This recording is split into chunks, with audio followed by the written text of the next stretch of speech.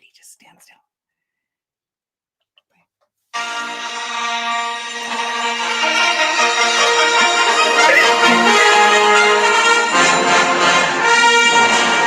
Welcome to our Star Wars edition of PFY Live. Woo! We're here with our all kinds of Star Wars paraphernalia. I don't even know what you call it.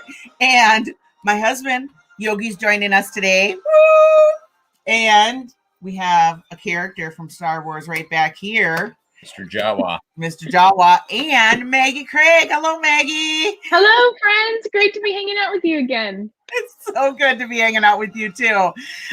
So I know almost nothing about Star Wars. So this is going to be a great episode. I'm going to tell you. But our little Eddie here. Eddie, what is this? A lightsaber. A lightsaber. What does it do? It kills people. Kills people. Whoa. It also. Or it could protect them. Or it could protect them. Yeah. If we're jumping right to the dark side, I guess. It is the red lightsaber, so. Well, what color do you have? I have a blue lightsaber. Oh. I'm a good guy. And what is the Good blue? guy. Oh, blue means good. Oh, I didn't even Blue know and green that. are good. Red is bad. Don't you know this stuff? I have to Like even be what? honest. I didn't even notice they were different. I just thought for kids' toys they were different colors. I didn't know like in real life they were different colors. This is so crazy. It's okay. You're All allowed. How are you going to know unless you're Good. taught, St. Paul Good. says. Red, blue, good, Mary, blue. Oh, that makes sense. Mace Windu's lightsaber is also purple. So, like, it's not just green and blue. Red, the devil. But red is bad. Red Darth is bad. Vader, Okay, you red know. is bad. And Yeah. what do you have in your hand? A gun. And what does it It's a do? blaster. A blaster. And what does it do? It shoots. Shoots the bad guys. Yep. Yeah. Do you like Star Wars? Yeah, Why? because people kill people in it. They kill the bad people. Mhm. Yeah. And the bad guys kill the good guys. Sometimes that happens, doesn't Very it? dramatic. Yeah, it's very dramatic. It's very dramatic. And what else do you have? So we have little stormtroopers. Oh, are those Little Lego Legos? stormtroopers. Oh, man. I had so much Star Wars Legos growing up. I don't have any anymore. Clone Wars. Oh, Aren't good those something stuff. else? Whatever. All right. So Star Wars, so I'm told, like some like other shows, is really about good and evil, right? So or good and does the good prevail though? Like I haven't watched it. So does the good prevail? Always. Always. Okay. All right. So Maggie, what do you know about Star Wars, and do you love it? Have you watched it for years? Tell us about your relationship with the movie. sure. I'd love to. I grew up watching Star Wars when I was little. My family would watch it every Christmas Eve. I don't know why. That was just like our thing. Our Christmas movie. Yeah. Yeah, it's a Christmas movie. And I remember going to see the newer movies, episodes 1 through 3 in theaters with my dad. I remember where I was sitting in the movie theater when they first came out.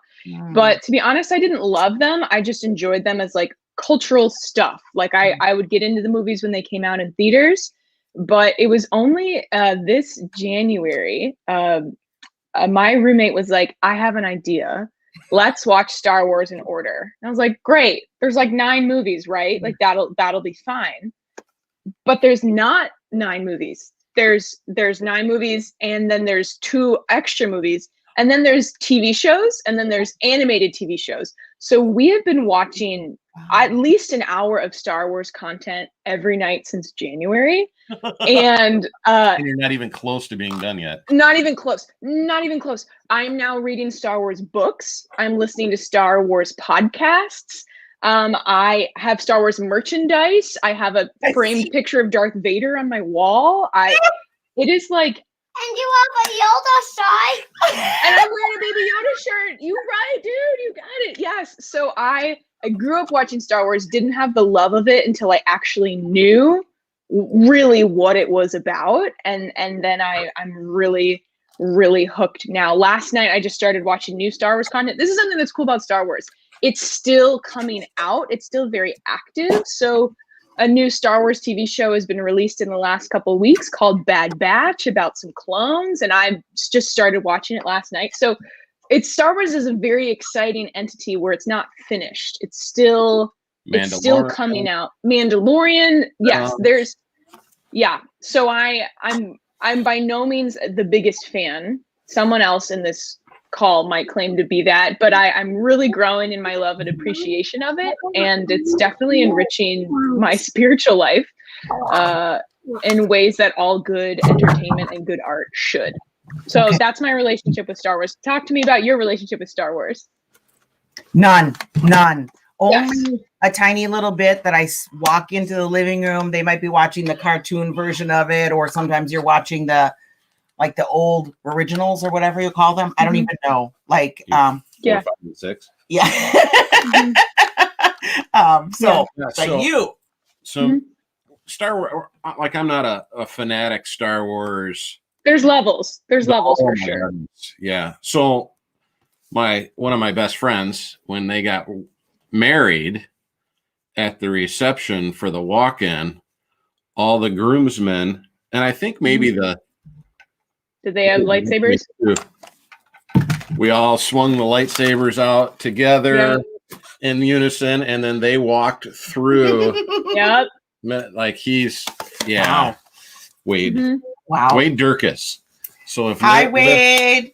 Lillian and JoJo are godchildren, if they're watching, ask for pictures. Yeah, there's people like that. There's Yeah. There's levels of Star Wars fans, and I think some Star Wars fans don't like it that there's a new generation of fans, or like that they're not true fans, which I think is dumb. But yeah, and whatever. I'm a new fan, so yeah. And the spin-off movies like Solo shouldn't be part. Like that's not Star Wars. That's that's something. You might get some thumbs down on that. Do you think that's a made-up deal? Like, what the heck? It is neat. I grew up with. We only had the 3 original episodes 3. 4, 5, and 6. Yeah. Yeah. So you always had that wonder of what the heck. Sorry. What the heck is the backstory, and what's the history here, and how did this all come together, and why did we start at 4 instead of 1? Do we have an answer for that? Because that really seems odd to me. The creators just decided to do George that. Lucas. I mean, he started telling the story in the middle, so then I guess we could imagine what happened before and what happened after. And that's what's happened. Now we have all this new content because he didn't start from the beginning. So growing up, we were talking a little bit beforehand about, our son Eddie, he was playing a game on mom's phone to keep occupied while we're busy doing this for, once in a great while. But when I grew up, we didn't necessarily get to go to the movies to see him in the movies, but it was on TV, and it was the Ewok one. I'm terrible with the numbers, but it was the one with the Ewoks on where they got introduced. Yeah. And they played the soundtrack for the whole movie over the radio. And so we turned on the color TV and turned on the radio and then had stereo sound. Wow. Nice. Well, it must have been rich. We felt like it, because the only bad part is that the sound in the movie itself was a little off, just a little off. Yeah. So you'd watch their mouths move, and then you'd hear it, in stereo. Amazing. Throughout the whole house. Oh, it was fantastic. Like, we all sat around the TV, had popcorn. Like, this is something we never did, and it was, about Ewoks and the moons of Endor. Oh yeah, all that stuff. Do you think that the creator of the film, I forget his name, George Lucas. Was it intentional that there be some spiritual, I guess, component of it, which I know we're gonna walk into next, but sometimes I think creators or authors are very intentional with that, and other times it just kind of develops out of the film itself. I would say in some level, yes. He was a fan of Joseph Campbell, and Joseph Campbell was a fan of Carl Jung, who is a theologian. So like Jung, Yoda, like there's definitely some similarities. There's definitely some influence. Is it like totally overt and like orthodox? No, I don't think so at all. But I think there's a lot of religious themes that you would be foolish to deny that they're there. Yeah. So in other words, this shouldn't go on the list for a Catholic family. These films should not go on the list of do not watch. Like there's, I mean, I really think that should be a small list of movies you shouldn't watch. I'm a huge believer in the incarnation, and the incarnation teaches us that everything that's true, good, and beautiful can be sanctified, elevated, redeemed, and lifted to the Lord. So especially in Star Wars, when there's such a clear distinction between good and evil, I feel like you would be foolish to dismiss that. This is a wonderful teaching opportunity. Is it a perfect metaphor? No. Narnia isn't a perfect metaphor, and it was written by a Christian theologian. Like there's no, the perfect metaphor is the Bible, the lives of the saints, but Star Wars is, I think, a really great series that can teach young people, old people, everyone in between about really great Christian themes. And just because the name of Jesus isn't mentioned doesn't mean that you shouldn't enjoy it, be entertained, and then discover truth, beauty, and goodness.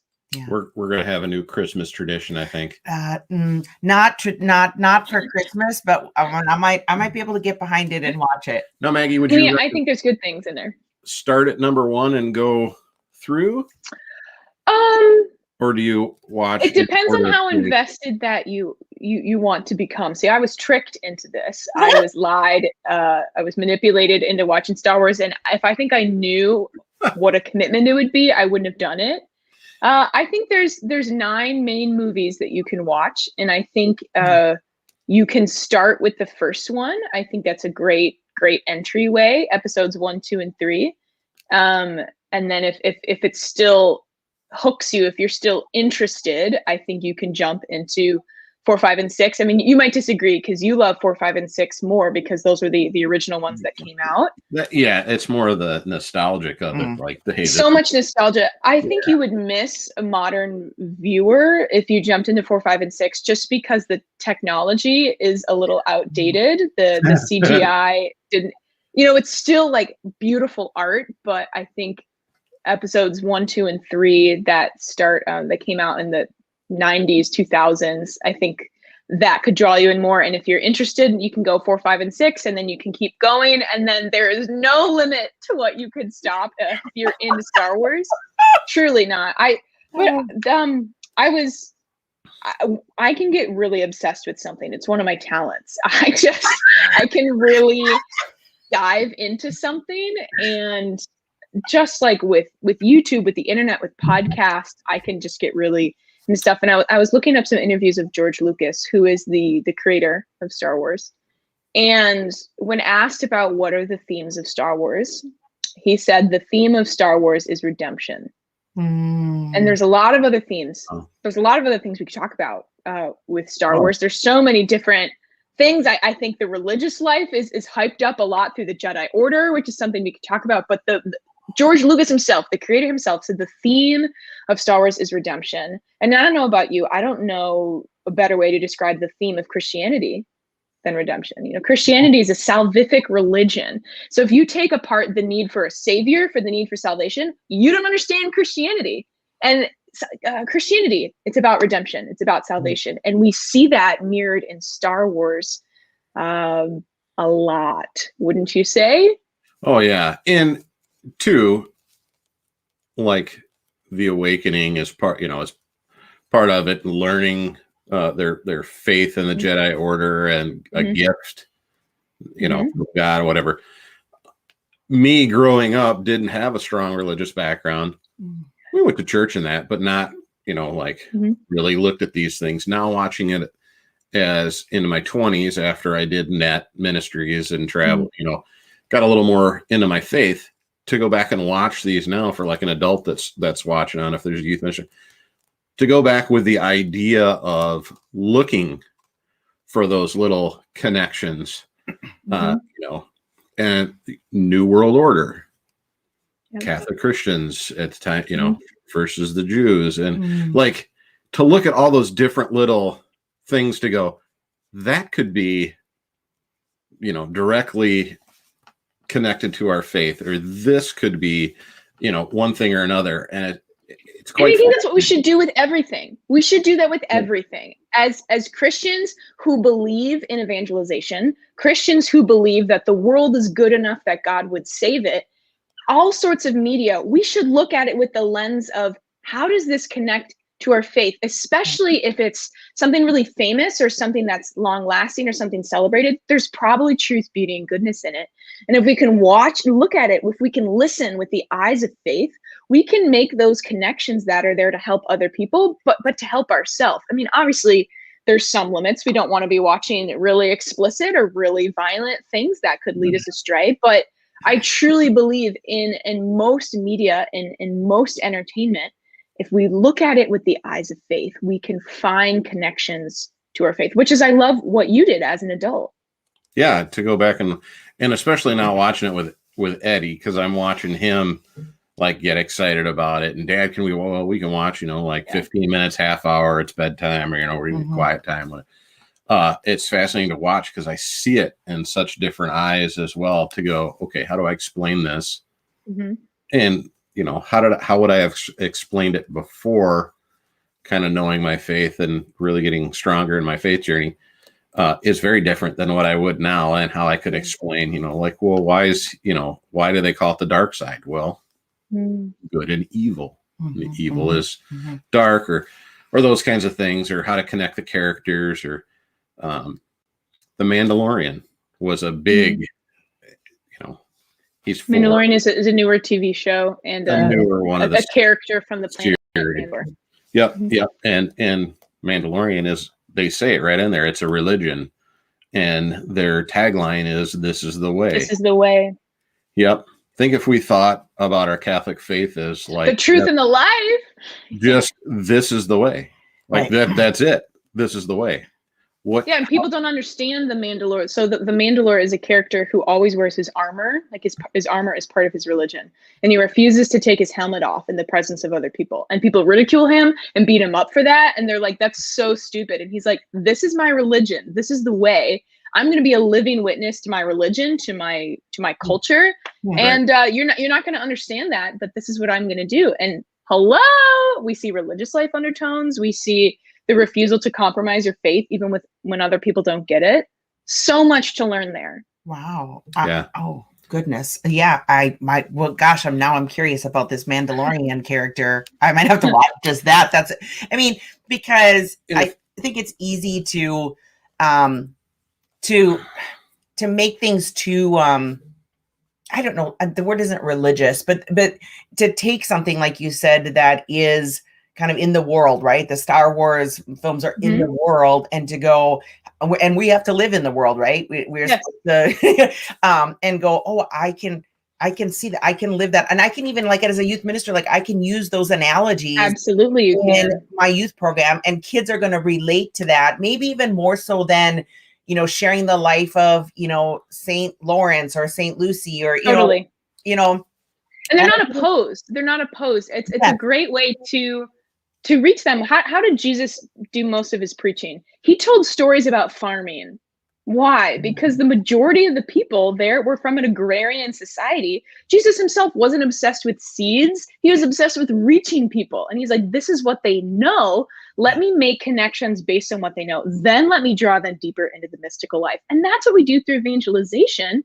We share with people what they know. We talk to them about Marvel. We talk to them about Star Wars. We talk to them about sports. Do we have to be obsessed with those things? No, we could be annoyed by them personally. But we know this is what people love, and then we can draw them deeper. And then once they're intrigued, we can say, let me talk to you about St. Lawrence, who was an awesome figure. He's similar to the Jedi Order. He was a religious, he consecrated himself.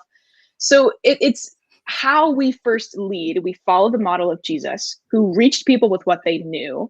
Then he draws them deeper into the mystical life. So any youth minister, any person who cares about evangelization should care about the media that's in the world, because that's how we can reach people and draw them deeper to the Lord. Yeah. Well, I think that's huge. When I was a youth minister and doing things, just to think about that, of how do you reach them? I can play a religious movie or a faith movie or a show or, Veggie Tales, but to pick something that's in modern media that they're excited about without knowing it, and then go, hey, did you know this is why you love it? Yeah, here's why you're so into it, because of this, that, or the other. Just totally. Yeah. It's fascinating. One of my biggest pet peeves is when people ask me, well, what's your favorite like Catholic movie? And I'm like, Lord of the Rings. They're like, no, like your Catholic movie. I'm like, I'm sorry, all 7 sacraments are present, and there's truth, beauty, and goodness, and it leads you to the Lord. So I think rightly so, people are hesitant about engaging in the world, as Jesus told us to. He said, be hesitant. We got to be wary. We got to be, clever as serpents. Yep. But I think, especially if you care about evangelization, you need to find the good that is present in the world. And there is so much good, so much present in Star Wars. Who is your favorite character and why? My favorite character is Anakin Skywalker, who becomes Darth Vader. So when George Lucas first released episodes 4, 5, and 6, the villain is this dark robed, red lightsabered character named Darth Vader. And that was what first came out. And then flash forward, 20 years, then episodes 1, 2, and 3 came out. And we learn about the character Anakin Skywalker, who becomes Darth Vader. So as a fan of redemption herself, I love the story of Anakin Skywalker and Darth Vader, seeing how he has such a desire to do the good. He has a fierce desire to protect people he loves, but he is manipulated and he's groomed and he's drawn away from the good. And he is seduced by the dark side, and he eventually succumbs to the dark side, and he becomes Darth Vader for many years, and he becomes a bad guy.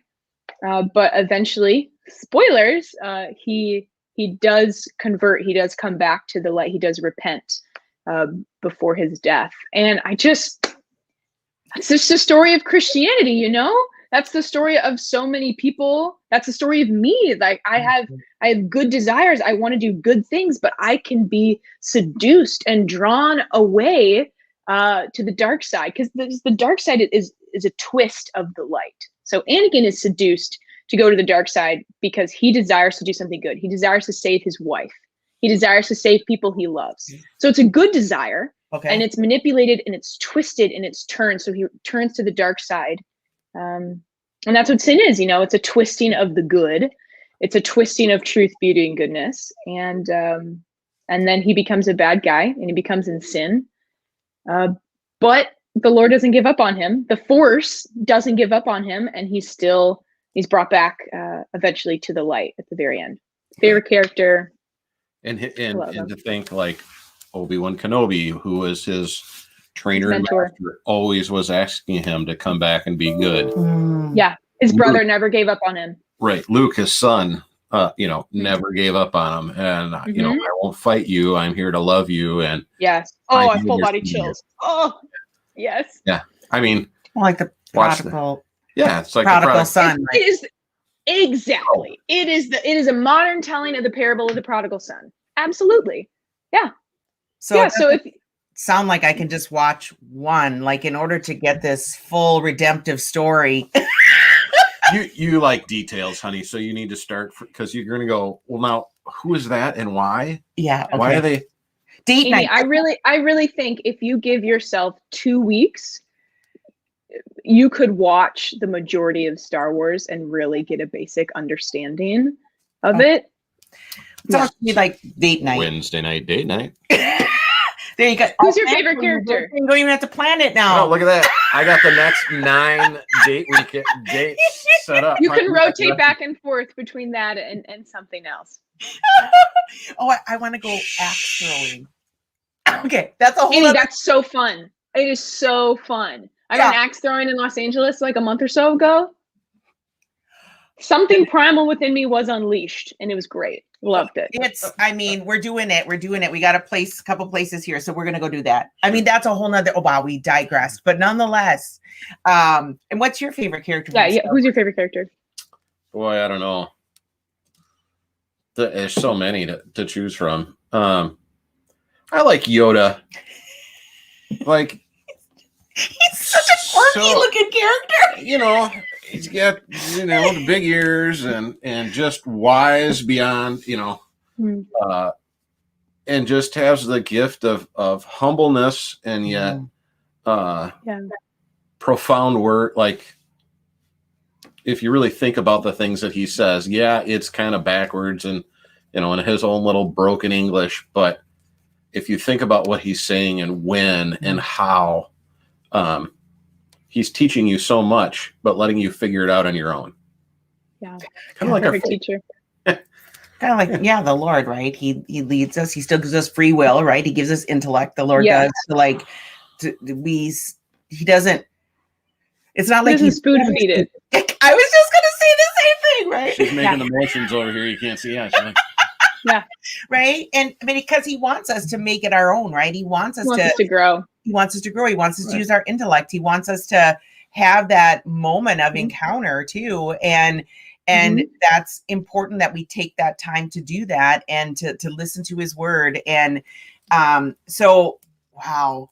Okay. And Luke often is infuriated by Yoda. Luke, the son of Darth Vader, in his training with Yoda, he gets so angry. He yells at Yoda. He's like, why are you doing this? And he doesn't realize that this is part of his training. And we can do that with the Lord sometimes too, right? Read the Psalms. Like, it's all King David shouting at the Lord, Lord, why are you doing this? And we can feel that way too in our lives. We can wonder, Lord, why are you putting me through this time of trial? But we don't have yet the full wisdom to see that this is part of our training, that God makes all things work together for the good of those who love him. So Yoda's putting Luke through the ringer, but that's what makes Luke a strong Jedi to be able to be effective. So yeah, good choice. There's a lot you can glean from Yoda for sure. And he would tell things in stories and similar to other big prophets that have been that we know. That we hear of. Yeah. Jesus, you know, he didn't just say, this is why I'm going to have you do this and practice this for salvation. Nope. He told the story of the prodigal son, or, you know, if you just had the faith of a mustard seed, you know, you move so those little things. And to me, it's very much Yoda, just little bits and pieces and figure it out. And it's like, awesome. Totally. Yeah. In the couple minutes we have left, I'm kind of curious about this. One of the characters or some group of characters that you said kind of represent religious life. Can you just unpack that a little bit for us? Sure. It's not a perfect analogy. It's not a perfect metaphor. So the Force is this mystical power that unites the galaxy. You can understand it to be God. It has its limitations. It's not perfect because it's not a personal God, but the Jedi are a group of people who grow in training. When they're young people, they enter through training. They enter through seminary. That's not what they actually call it. And they're taught the ways of the Force, that through meditation, through training, through focusing on the Force, and they live celibate lives. And they vow to be peacekeepers of the galaxy. So they are not warriors. They don't fight. They keep the peace. They defend the widow. They defend the orphan. And the Jedi makes religious life seem so cool, because these are cool, strong, powerful individuals who are like, yeah, I'm going to give up marriage and family, not because those things are bad, but because I have a greater calling. And yes, I will dive into brotherhood. I will dive into sisterhood. I'll have accountability. I will meditate all the time. And that's really cool.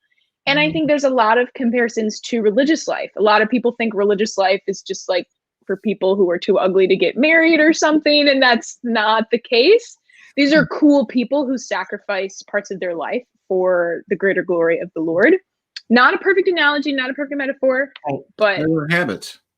They do. Books. They do. I forgot about that. They look like Franciscans. They look like Franciscan friars.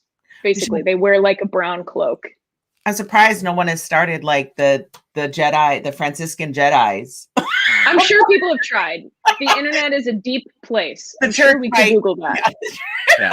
Again, we're stretching really far to say it's a good Catholic order, but it's not perfect in any means. But there's a lot of. I think it's the best way that someone in the secular world could understand religious life, and then you can instruct them deeper. Right. It's relatable. Yes. Well, and I think one of the accusations a lot too were the things that people don't understand about religious life, and I hear this often is, oh, they wasted their life. Oh, she became a sister. Oh, well, why did she What a waste waste. her life? What a waste, right? Or, she had a degree and she became a religious sister, and they just really don't understand the power. I mean, like, we pray every night for like 4 religious communities of sisters because I call them all the time for prayer. Praise God.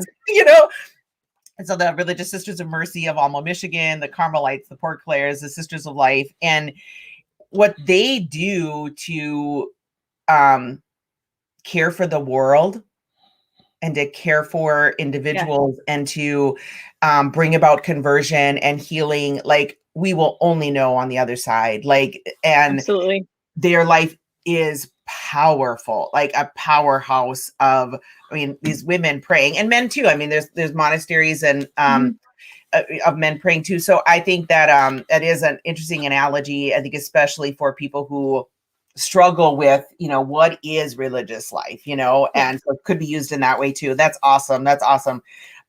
It sounds like we could do this about the Lord of the Rings too. Another show that I've only watched part of.